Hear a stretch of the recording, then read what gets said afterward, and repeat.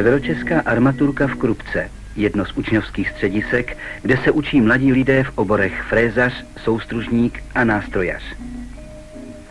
Hlavními výrobky tohoto učiliště jsou podsestavy plynových armatur. Dobrá kvalita těchto výrobků závisí na přesně provedené práci.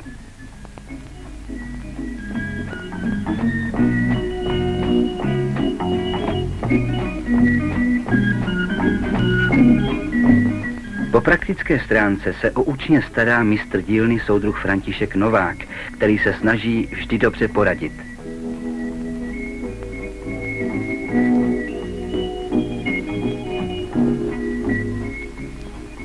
Mezi nejlepší učně na této dílně patří Michal Henik, který byl vyhodnocen jako vzorný učeň pro výborný prospěch.